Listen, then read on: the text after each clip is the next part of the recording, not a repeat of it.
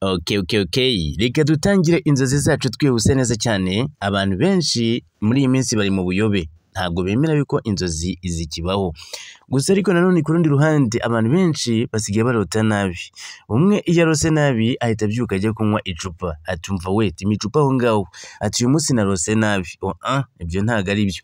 Gusa nanone kandi iyo turebeye muri Bibiliya uburyo intumwa zakiraga ubuhanuzi cyangwa se zakiraga inzozi ndetse zijya kuburira abantu cyangwa se Imana izitumye ahantu byabaga bimeze biti. Ahangaha dusubiye mu gitabo ukareba Yosefu uburyo yatumwaga kuri Farawo. Ahangaha ni ibintu bikomeye cyane byacaga mu nzozi ndetse kandi nabo bakabyumva neza bakumva ko ari ibintu bishoboka. Hagati ahangaha nanone kandi ugiye mu gitabo nanone ukareba ubuhanuzi Daniyeli yagiye yakira buturutse ku Mana. Aha nabyo ni ibintu bikomeye cyane. Gusa ahangaha nje gusobanura neza zimwe mu nzozi ebyiri ndetse zitandukanye zishobora kuba ndetse ari inzozi ziba zaturutse ku Mana. Hagati ahangaha ariko abantu benshi cyane ntago bakibuka neza ko inzozi z'Imana zikibaho, ahubwo gusa abenshi muri bo barota ibyo birirwamo. Gusa ariko kurota ibyo wirirwamo ntago izo ari inzozi za nyazo, ahubwo dore inzozi za nyazo. Hagati ahangaha murazi neza yuko izi nzozi zabaga ziturutse ku Mana. Inzozi ni igikoresho, bisobanuye ko ari igikoresho Imana ikoresha mu gihe yaba igiye kugira abo iburira cyangwa se mu gihe yaba ari abo igiye gucishaho akanyafu. Gusa ninza kuvuga zimwe muri zo zikaba zarakubayeho uze gutanga comment yazo gato uti yego. Ahangaha rero turi kumwe gatanu ku kandi. Mwese rero ndabasuhuje aho muherereye hose. Imana ibandebere icyoroshye ibaho umugisha mu byo murimo murakora. Reka twitangirire n'inzozi zacu. Gusa akenshi Imana iyo igiye kukuzira mu nzozi, ahangaha ntabwo Imana uzijya uribona na rimwe, nta nubwo ndetse yewe nta nubwo izanaguhamagara gutya yewe ngo ubumve ko iguhamagaye mu ikoranabuhanga ry'iki gihe. Reka. Ahangaha icyo ikora Imana ishaka guha ubutumwa cyangwa se ishaka kugutuma ahantu byihuse cyane ni uko ikuzira mu nzozi. Ndetse kandi amakuru yemeza neza yuko izo nzozi z'Imana zituruka ku Mana. Ni mu gihe uba uri kurota ndetse waba uri kurota ugiye kujyanwa gereza ayiwana ugakangukira hejuru, cyangwa se ukaba uri kurota werekeza ku muryango wa kiliziya ugahita ukangukira hejuru.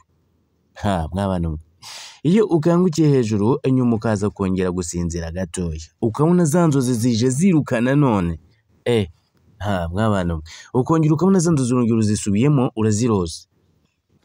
Aho ngaho izo nzozi rwose kabisa tayari Imana iba yakuziye. Gusa nanone kandi ahangaha amakuru yemeza neza yuko mu gihe uri kurota ujyanwa gereza, ahangaha inzozi ukazisubiramo inshuro 3. Hagati ahangaha hari ibyo uba ugomba kwitondera. Ni mu gihe ujye kumva gutya waba ugeze hepfo gatoya cyane, tuvuge nk'urugero wenda ugiye mu kazi, mu gihe waba ugiye mu kazi ukumva mugenzi wawe ngo yafunzwe. Nk'abantu mwe, ibyo bintu ni ibintu Imana birimo kukwereka ko ari ikibazo kigiye kuba ariko kikaba hafi yawe, cyangwa se nawe waba udasobanutse neza cyane ngo ubisengere ugashiduka nawe ugiye Imana yabanje kubikwereka ko wanagereza rwose urayijyamo tu. Hagati aho ngaho Imana iramanza igatanga imburo y'umuntu wayo usobanutse kandi yizera, irabanza ikakwereka amakuru. Cyangwa se kurota umuntu wapfuye wajya kubirota neza ugahita ugakanguka. Izo nzozi iyo zihora zikuzira buri munsi nazo zikuzira buri joro, hagati aho ngaho aba hari ikibazo Imana iri kukwereka. Icyo gihe rero ugomba guhaguruka ugasenga byihuse cyane, Imana igakuraho icyo kintu iri kukwereka. Gusa n'igihe bikubwira ko ugomba gusengera mugenzi wawe bitewe n'uko ari mu bibazo biremereye, mu gihe kandi waba ubona ko urose ari kujya gupfa ariko ugakanguka bitabaye ugakangukira hejuru. Izo nzozi nuzirota inshuro 3 uzamenye ko ibyo bintu bikaze, ndetse kandi uzahaguruke usengere izo nzozi kugira ngo Imana izihindure. kurota rero werekeza mu kiliziya ndetse kandi ugashigukira hejuru, ukongera ukarota werekeza mu kiliziya ugashigukira hejuru, aho rero Imana ibivuga ko ugomba kongeramo akabaraga. Aho ngaho mu gihe utongereyemo akabaraga amaherezo uba ugiye kugwa. Icyo gihe rero ni ibintu bikomeye cyane. Ibindi byo kurota ndetse byo kurota bisanzwe byo kuvuga ngo urose ubona imbeba, aha ari ibibazo ugiye kwakira, cyangwa se kurota ubona inshishiri n'isazi, aha ngaha rero uba ugiye guhura n'akaga gakomeye cyane, uba ugomba kurwana urugamba rukomeye cyane, ndetse kandi ugahaguruka ugafata intwaro ya Bibiliya yawe n'amasengesho menshi cyane. Imbeba isobanura inyatsi, ibibindi byo ugiye guhura n'akaga byo kuvuga ngo guhura n'amasazi cyangwa se n'inshishiri nyinshi cyane, uba ugiye guhura n'akaga gakomeye cyane. Hagati aha ngaha ariko nanone kandi ku bwa Yozefu atumwa kuri Farawo agira ngo agende amuburire, aha ngaha inzozi zamuziye inshuro 3, aribwo rero yaje guhaguruka ajya kwa Farawo ndetse akamubwira uburyo Imana yamubwiye. Aha ngaha rero undi muntu wakundaga kubonekirwa cyane ni Daniyeli.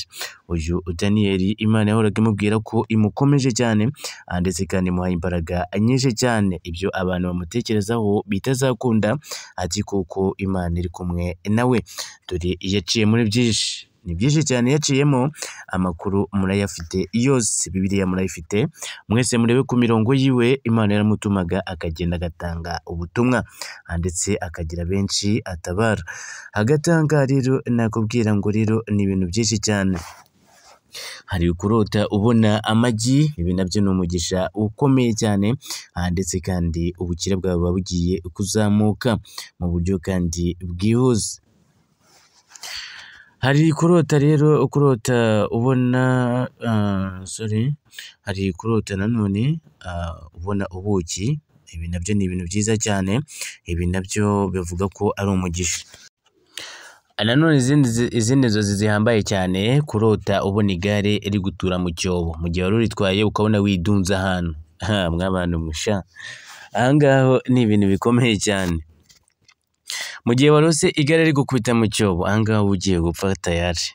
Aha ngaha rero icyo gihe izo nzozi uba ugomba kuzisengera, cyangwa se kurota uri kwirukanka ku igare ukabona igare ntiriri kurangira, mw'abantu iyi ni inzira yo kuzamuka pe, aha hantu rwose kabisa nta cyiza kirimo.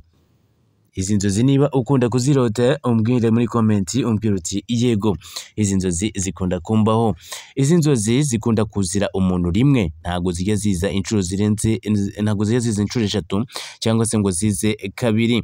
Izi nzozi urazirota kandi nta muntu ujya uzirota ngo azibagirwe.